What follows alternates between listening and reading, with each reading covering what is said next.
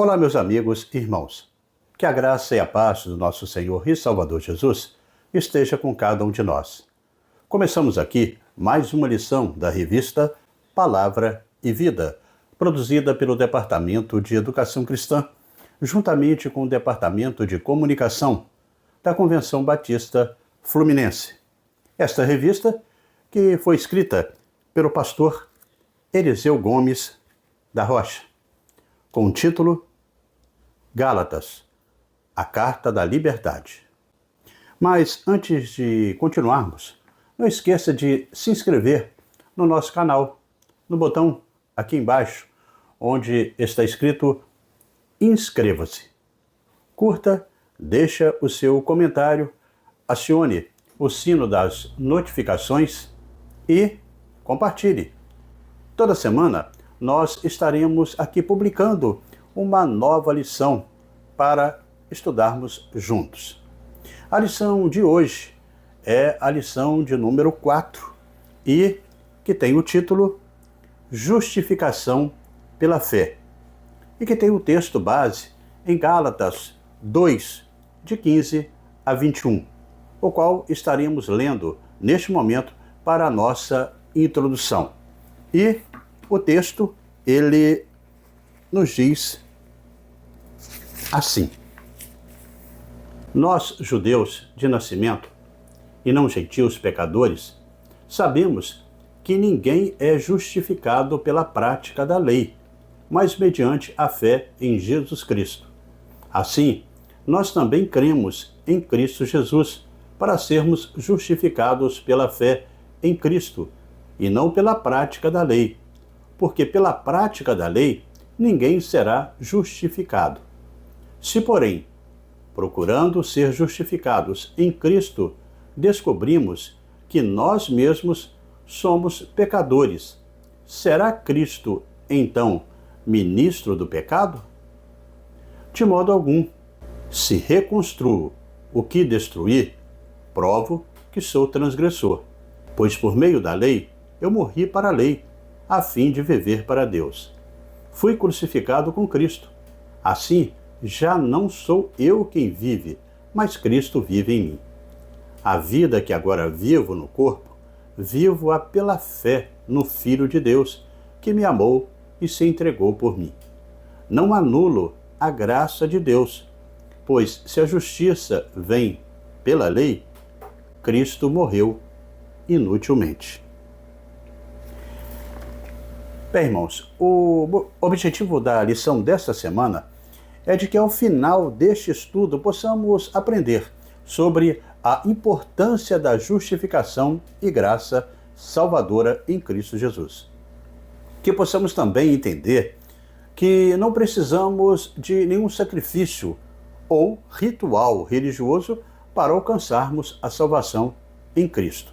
E que o ato do Filho de Deus foi voluntário e suficiente para a nossa salvação.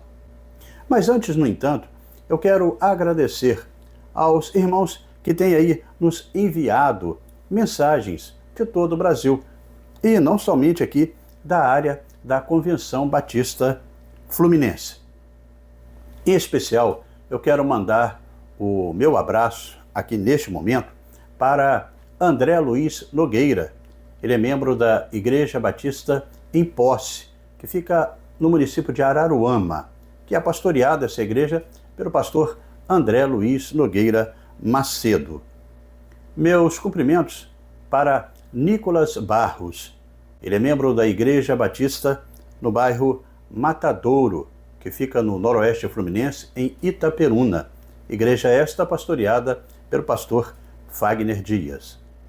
Um abraço para Luiz Fernando, da Segunda Igreja Batista, que fica em Unamar, no município de Cabo Frio, também na região dos Lagos, no Rio de Janeiro. Um abraço também para Angelita Silva Vasconcelos. Ela é da Igreja Batista Central do Redentor, em Belfor Roxo, pastoreada pelo pastor Moisés Carvalho. Meus cumprimentos para Vânia Patrícia Dias Santos Costa. Ela é da Igreja Batista em Santa Rosa, no município de Campos dos Goytacazes, no norte fluminense. que tem como pastor Carlos William, a quem mando aí também o meu abraço. Um abraço para o Rui Torres, para o Odair Vieira e para todos vocês que também têm nos acompanhado aqui pelo nosso canal. Quando você mandar aí o seu recado, não esqueça de colocar de onde você é e qual a igreja que pertence. Bem, irmãos, quanto à lição desta semana, nós sabemos que Paulo redigiu a epístola aos Gálatas com o intuito de fortalecer os crentes na região da Galácia, incentivando-os a manterem-se sólidos nos ensinamentos que haviam recebido diretamente do apóstolo. Como vimos no primeiro capítulo da carta aos Gálatas, Paulo ele instituiu a sua autoridade, ele insistiu, na sua autoridade apostólica, anunciando o verdadeiro evangelho de Cristo Jesus. Já no capítulo 2, na primeira parte deste capítulo, o apóstolo ele reafirma a sua autoridade apostólica e dá mais informações sobre a sua biografia cristã. Desta forma, ele anuncia a sua vasta experiência cristã, pois ele estava, no mínimo, aí, com 14 anos de conversão. E segundo alguns comentaristas bíblicos, ele tinha até mesmo 17, contando com aqueles 3 anos que ele ficou aprendendo sobre as questões da religião cristã.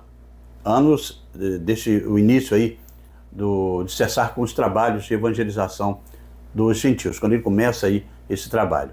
Paulo ele destaca o conflito que teve com a liderança, que eram os judaizantes. No entanto, Paulo ele deixa claro que a autoridade apostólica que ele trazia em seu trabalho de evangelização também tinha sido reconhecida pelos outros apóstolos naquele concílio de Jerusalém, quando definiram aí sobre a questão da circuncisão. Já na segunda parte do capítulo 2 da carta aos Gálatas, que nós estaremos estudando aqui neste momento, ele enfatiza que através da fé em Cristo Jesus, os seres humanos são acolhidos, são perdoados e justificados por Deus de seus pecados. O apóstolo ele compartilha as boas novas do Evangelho com eles, ressaltando que tanto judeus quanto gentios, ao se arrependerem de seus pecados e reconhecerem sua natureza pecaminosa e crerem na morte de Jesus na cruz e na eficácia do seu sangue derramado como expiação por seus pecados, eles seriam perdoados e também salvos através deste ato de Jesus. Paulo, ele transmitiu a mensagem de que a obra redentora realizada na cruz, lá na cruz do Calvário, é imputado ao indivíduo mediante a fé, sendo suficiente e resultando no perdão dos pecados e na aceitação por parte de Deus. É sobre esta atitude de fé, a qual o apóstolo ele passa a definir, que estaremos estudando a partir de agora. E desta maneira chegamos ao primeiro tópico da nossa lição, e que traz o título Justificação pela Fé. Justificação pela Fé. É o versículo 16 desse segundo capítulo da carta aos Gálatas. Neste tópico, o apóstolo Paulo ele vai mostrar para aqueles irmãos da Galácia que ninguém pode ser justificado pela prática da lei. Paulo, no entanto, ele define que isso só pode ocorrer mediante a fé em Jesus Cristo. O autor da carta aos Gálatas, o apóstolo Paulo, ao escrever, ele tinha em mente ajudar os cristãos a permanecerem firmes no que haviam aprendido com ele. Ou seja, que o homem é recebido, é perdoado, é regenerado e justificado pela fé em Jesus Cristo, e não na prática da lei. O contexto desta carta e deste momento é aquele que estamos diante de um dos mais drásticos aí e tensos episódios do Novo Testamento. Aqui é quando encontram Paulo e Pedro, dois dos principais apóstolos do Senhor Jesus, face a face, em franco conflito. Ambos eram cristãos, homens de Deus, que sabiam o que era experimentar o perdão por meio de Cristo e receber o Espírito Santo. Ambos eram apóstolos de Jesus Cristo, especialmente chamados, comissionados e investidos por ele de autoridade. Mas aqui está o apóstolo Paulo se opondo a Pedro, contradizendo-o, repreendendo e também condenando, não por causa do ensinamento de Pedro, mas por causa de sua conduta relacionada aos gentios. Temos muito a aprender com essa situação dramática. O que Paulo queria deixar, e deixar bem claro, era que Deus já havia feito tudo o que seria necessário para a salvação do homem, não sendo preciso nenhum acréscimo à obra redentora de Cristo. Todavia, assim como nos dias de hoje, existem pessoas que acreditam que para alcançar a salvação ou o perdão dos pecados é necessário algum tipo de sacrifício pessoal, como fazer uma peregrinação pelas ruas de certas cidades, subir de joelhos uma quantidade considerável de escadas e outros sacrifícios a mais. A passagem, ela se destaca como um marco crucial na compreensão da justificação pela fé, um princípio fundamental do cristianismo. Paulo, ele utiliza este trecho para enfatizar que a salvação não é alcançada por meio das obras da lei, não é pelas obras do homem, mas sim pela fé em Cristo Jesus. Pouco tempo antes, conforme o registro de Atos 10 e também do capítulo 11, Pedro ele recebera uma revelação especial e direta de Deus, de que os gentios que crescem deveriam ser recebidos na igreja. Não há sugestão em Gálatas 2 de que Pedro tinha mudado a sua opinião quanto a isso. Por que então ele afastou do contato com crentes gentios em Antioquia? A acusação de Paulo é que Pedro e os outros agiram de maneira dissimulada. A questão era que o apóstolo, ele declara enfaticamente no texto: sabemos que o homem não é justificado pelas obras da lei, mas pela fé em Jesus Cristo. No versículo 16, assim destaca. Os críticos de Paulo argumentavam da mesma maneira que algumas pessoas fazem ainda hoje. Se Deus justifica pessoas más, por que então ser bom? Por que não podemos então fazer o que queremos e viver como gostaríamos de viver? Mas eles esquecem de uma coisa simples e notória. Somente um detalhe que muda todo este conceito deles. É que a pessoa em união com Cristo não é mais a mesma. Não apenas a relação da pessoa com Deus foi alterada. A própria pessoa mudou. E mudou radicalmente e permanentemente. Em um sentido, vivemos uma nova vida pela fé em Cristo Jesus. Em outro, não somos nós que vivemos, mas Cristo que vive em nós, como Paulo deixa declarado. Paulo, então, ele coloca em evidência a centralidade da fé como caminho para a justificação diante de Deus.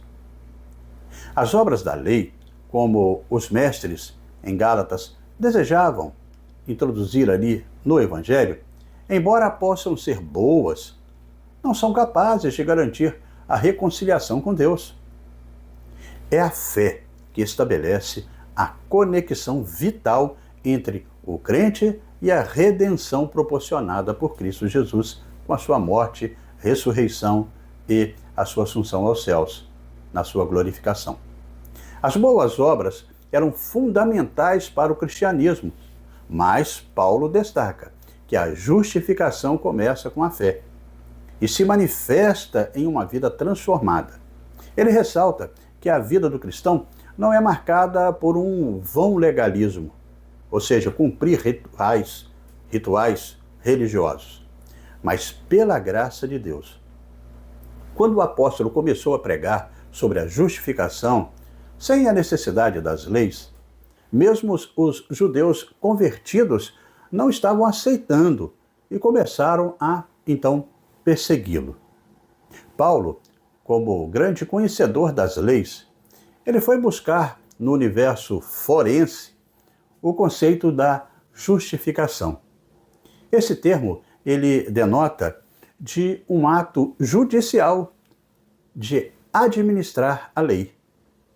Neste caso, ao proferir um veredito de absolvição, excluindo assim toda a possibilidade de condenação. Nessa ordem de pensamento, ficam estabelecidos os seguintes papéis, que são importantes para a gente entender esse conceito do apóstolo Paulo da justificação pela fé. Em primeiro lugar, Deus é o único juiz. Ninguém deixará de prestar contas a Deus no grande dia do juízo, de acordo com Atos 17, no versículo 31. E também Romanos 14, dos versículos 10 e até o 12. Em segundo lugar, no banco dos réus está o homem criado por Deus, reto e moralmente bom, segundo Gênesis 1:31. Por ter pecado, caiu no estado da justiça, para um estado de iniquidade, como destaca Romanos 5:12. E em terceiro lugar, Cristo é o defensor apontado por Deus, segundo a primeira carta de João, no capítulo 2, no versículo 1. Suas ações estabelecem o padrão de justiça pelo qual o juízo se dará. As ações de Cristo que nos justifica, é ela que nos justifica, e não nossas ações que aplacam o juízo de Deus entre nós. E dessa forma, irmãos, chegamos ao segundo tópico da nossa lição de hoje, e que traz o título Vivendo pela Fé. Vivendo pela Fé, o versículo 20 desse capítulo 2 de Gálatas. Neste tópico, veremos que Gálatas oferece uma perspectiva muito reservada dessa questão de viver pela fé. Mas, para melhor aí entender esses argumentos do apóstolo Paulo, destacaríamos aí o lugar da lei na revelação bíblica. O apóstolo Paulo, ele nos ensina uma mensagem profunda sobre a importância de vivermos pela fé. Como dito anteriormente, ele está aqui destacando que a justificação não vem por meio das obras do homem, das obras da lei, das obras do homem através da lei, mas sim por crer em Jesus Cristo. O fator fé representa aí a única possibilidade real de enfrentar e vencer o pecado interior.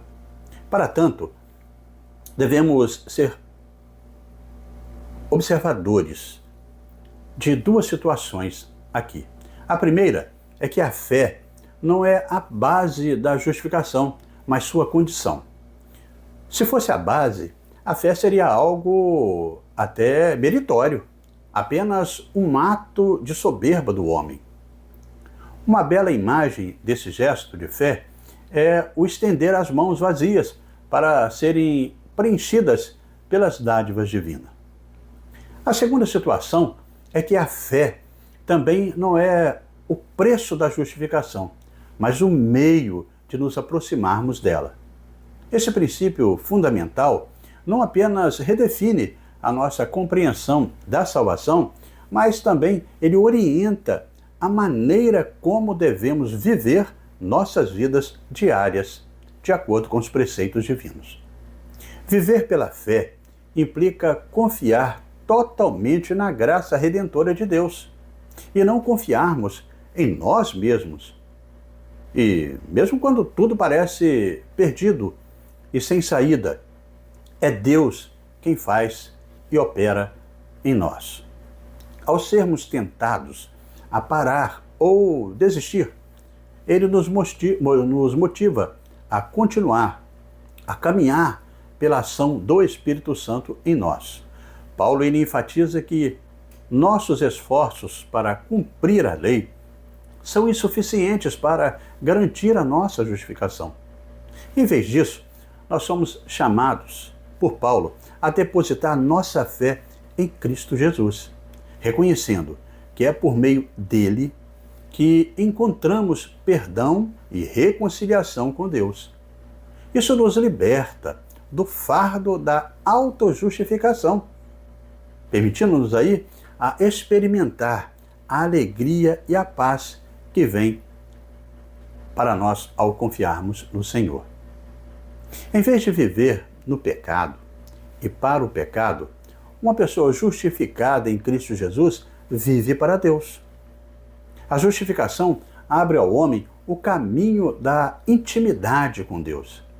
Essa vida que deu para Deus é marcada por 4 realidades, que a gente aqui deve também destacar. A primeira delas é que o crente vive para Deus, morrendo para a lei. Em segundo lugar, o crente vive para Deus sendo crucificado com Cristo. Em terceiro lugar, o crente vive para Deus quando Cristo vive nele. E em quarto e último lugar, o crente vive para Deus confiando na graça. Além disso, Paulo ele nos desafia a abandonar a mentalidade legalista. Ele adverte contra a tentação de confiar em nossas próprias realizações e méritos para agradar a Deus. Por outro lado, ele nos encoraja a construir as nossas vidas sobre a fundação sólida da fé em Cristo Jesus. Essa mudança de perspectiva não apenas transforma a nossa relação com Deus, mas também influencia a maneira como nós relacionamos também com as outras pessoas. Viver pela fé não é um conceito abstrato, mas uma prática diária. Significa confiar em Deus nas dificuldades, buscar orientação em sua palavra e agir com amor e compaixão para com os outros. É uma jornada de confiança, uma confiança contínua, onde aprendemos a depender mais de Deus e menos de nós mesmos. É necessário que nós diminuamos para que Cristo possa crescer no meio de nós. Abandonar a autojustificação é confiar completamente na graça redentora de Deus e que muda o entendimento da salvação e molda a nossa vida, capacitando-nos a refletir o amor e a graça que recebemos. Dessa mesma linha de pensamento, John Stott, ele diz que os 2 alicerces da religião cristã são a graça de Deus e a morte de Cristo. O evangelho cristão é o evangelho da graça de Deus. A fé cristã é a fé do Cristo crucificado. Assim, se alguém insiste que a justificação é pelas obras e que se pode alcançar a salvação por esforços próprios, essa questão está aí, esse pensamento está solapando os fundamentos da religião cristã. Está anulando a graça de Deus e tornando supérflua a morte de Cristo. E assim chegamos ao terceiro tópico da nossa lição e que traz o título A Graça Redentora. A graça redentora que está no versículo 21 do 2º capítulo da Carta aos Gálatas. Com este pensamento de John Stott que nós terminamos, veremos que Paulo ele coloca um grande ponto de interrogação na mente dos Gálatas, ao afirmar que não era possível anular a graça de Deus, pois se a justiça vem pela lei, Como eles estavam aí pensando então que Cristo, eles tinham morrido inutilmente. Então, se é para a minha prática, por que Cristo morreu? A passagem de Gálatas 2:21 é fundamental para destacar a natureza da graça redentora na mensagem cristã. Essa graça, por sua vez, ela conforme revelada neste trecho, ilustra a magnitude divina ao oferecer salvação de maneira gratuita.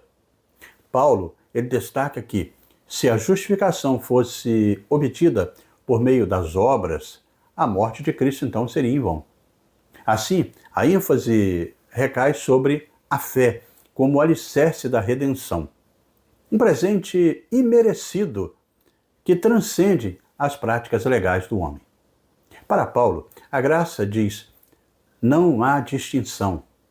Todos são pecadores e todos podem ser salvos pela fé em Cristo Jesus. O entendimento dos judaizantes era que a lei diz: há distinção. A graça de Deus não é suficiente também. Precisamos da lei, segundo eles. O argumento de Paulo é que a volta à lei anula a cruz. Enquanto a lei diz, façai, a graça diz, já está feito. Como o próprio Jesus disse, está consumado. A ideia de Cristo ter morrido sem propósito algum era tão inconcebível para o apóstolo que ele nem sequer considerava a possibilidade de existir alternativa, senão rejeitar a justificativa mediante a lei. O texto revela a clareza de Paulo sobre a necessidade de alinhar a fé com a graça divina. Ele rejeita qualquer ideia de mérito humano na conquista da salvação, ressaltando que todos, judeus e gentios, estão igualmente dependentes da graça redentora de Deus, e ela só é concreta em Cristo Jesus. Além disso, ela não apenas perdoa, mas também transforma vidas.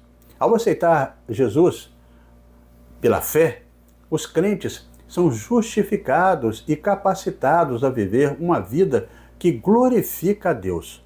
Essa graça não é uma licença para o pecado, mas um chamado à santidade, alimentado pelo profundo agradecimento pela obra redentora de Cristo na cruz.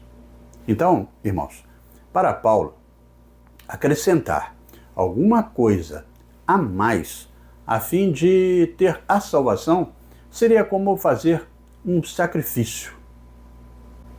A morte de Cristo, um ato sem nenhum valor. Como diz Paulo, né? Não faço nula a graça de Deus, porque se a justiça vem mediante a lei, logo Cristo morreu em vão. O versículo 21 do capítulo 2 de Gálatas. Paulo queria que os Gálatas entendessem que poder do pecado é interrompido na vida do homem, quando o homem morre para o pecado com Cristo. É de significação particular para este contexto o fato de que a morte com Cristo é o único meio dos escravizados pela lei terem a liberdade. Somos desafiados a refletir sobre a nossa compreensão da graça redentora e a forma como vivemos em resposta a ela. É imperativo que a morte do pecador com Cristo não seja confundida com a crucificação da personalidade essencial da pessoa ou com aquilo que se denominou autocrucificação. É o velho eu interior irremediável e desesperadamente depravado pelo pecado que morre. A terminologia de Paulo é estranha ao modo de pensar da atualidade, mas descreve uma verdade que é bem recebida na experiência humana. O crente, porém, não fica morto. Como ele destaca aí, que vivo, Não mais eu, mas Cristo vive em mim. A correlação da morte com Cristo sempre é a ressurreição e uma nova vida nele. Jesus restaurou aquilo que Adão tinha perdido. A salvação não é um prêmio para os que realizam feitos notáveis, mas um presente para os que confiam humildemente na obra consumada em Cristo Jesus. A graça que chega a cada um de nós pela cruz é suficiente para uma vida inteira de paz, amor e também salvação. E neste caminhar, irmãos, chegamos à conclusão desta quarta lição deste terceiro trimestre da revista Palavra e Vida. Com este ensinamento de hoje, aprendemos que todos nós somos pecadores. A doutrina da justificação é fundamental para a vida cristã, porque entendemos que se cairmos, teremos a oportunidade de recomeçar e continuar a caminhada. Não podemos separar o que Deus uniu. Doutrina sem vida gera racionalismo estéril. Vida sem doutrina produz um misticismo histérico. Precisamos manter teologia e vida, doutrina e prática, ortodoxia e piedade numa aliança inseparável.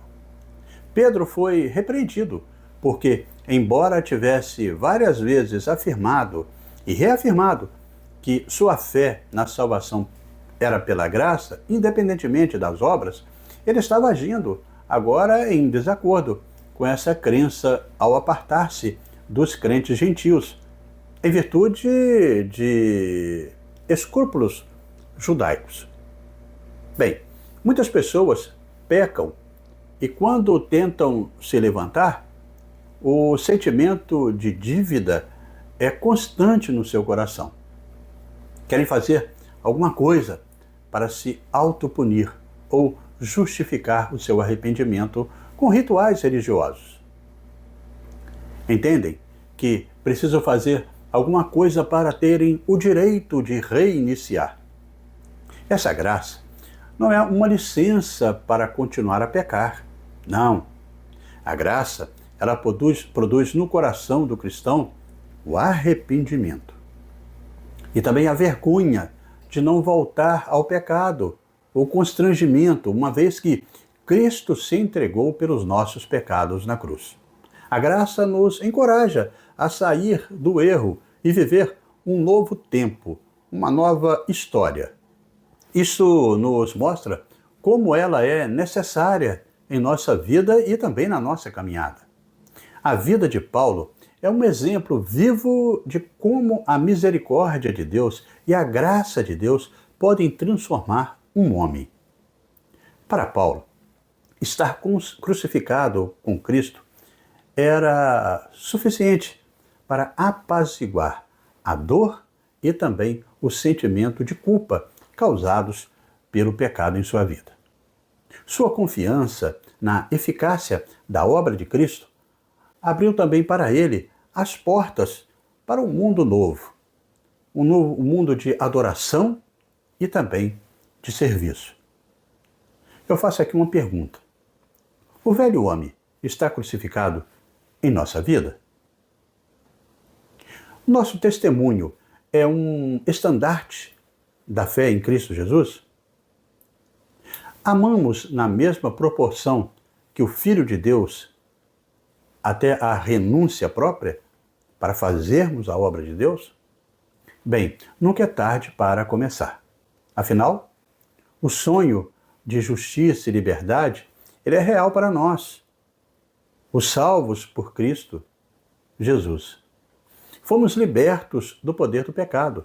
Somos livres e nessa condição podemos servir a Deus com gratidão e também com amor.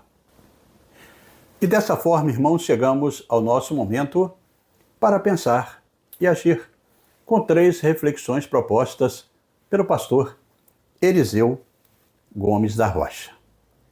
Bem, a primeira proposta aqui, que o pastor Eliseu lhe coloca, é qual área de nossa vida, nós nos sentimos mais tentados a pecar. A segunda proposta é como nós poderíamos usar mais o Evangelho e menos a culpa para motivar pessoas a estarem mais próximas de Deus. A terceira, você já fez acepção de pessoas ou passou por essa experiência? Bem, irmãos, aprendemos que se Deus ele não exige obras da lei antes de aceitar pessoas, como nós atrevemos a impor sobre essas mesmas pessoas condições que ele não impôs, que Deus não impôs? Se Deus as aceitou, como podemos rejeitá-las?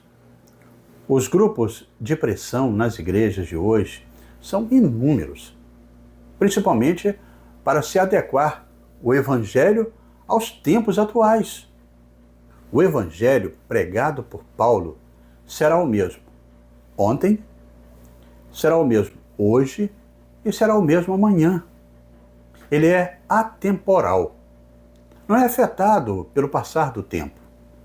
O Evangelho de Cristo Jesus faz parte de qualquer época ou tempo das nossas vidas. Não podemos ser reduzidos à submissão àquilo que querem acrescentar à mensagem da cruz, por medo dos tempos modernos. Se alguma pessoa se opõe à verdade do Evangelho, nós não devemos hesitar em lhes fazer oposição. Quando a proposta for trivial, devemos ser tão maleáveis quanto possível, a questão do amor ao homem. Mas quando a verdade do Evangelho corre risco, temos de tomar firme posição. Quais pressões você conhece sobre você mesmo ou sobre a sua comunidade, a sua igreja, que tentam acrescentar condições à verdade do Evangelho? Não ceda, siga em frente, mirando sempre em Jesus, o autor e consumador da nossa fé. E assim, amigos e irmãos, terminamos mais uma lição da revista Palavra e Vida. Mas antes de você sair, convido você a se inscrever no nosso canal, no botão aqui embaixo, onde está escrito inscreva-se. Curta, deixe o seu comentário, acione o sino das notificações e compartilhe este conteúdo. Manda aí para o grupo WhatsApp da sua igreja, para os irmãos que você conhece, para que mais pessoas também possam desfrutar do conteúdo para a edificação de cada um na aprendizagem da Palavra de Deus. Na próxima semana, nós estaremos estudando a lição de número 5, com o título Abraão como modelo de fé. Abraão como modelo de fé. E estaremos publicando aqui esta nova lição, se Deus assim nos permitir. Amém?